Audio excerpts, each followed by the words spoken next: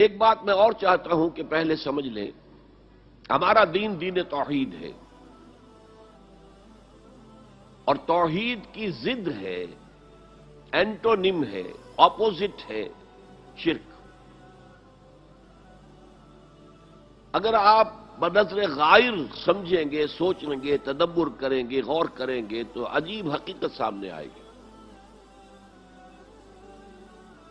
کہ نیکی، اچھائی، خیر، ہدایت کی جو صورت بھی ہو، وہ نظریہ و خیال کی ہو، عقیدے کی ہو، وہ سب توحید کے شجرہ طیبہ ہی کی برگوبار ہے، اسی کی شاخیں ہیں، اسی کے پھول ہیں، اسی کے پتے ہیں۔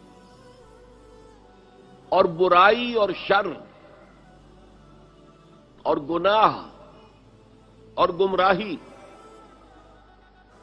یہ چاہے عقیدے کی ہو، نظریے کی ہو، خیال کی ہو، اور چاہے عمل کی ہو، اخلاق کی ہو، ان سب کے ڈانڈے شرک سے ملتے ہیں۔ یہ شرک کے شجرہ خبیثہ کی شاخیں ہیں۔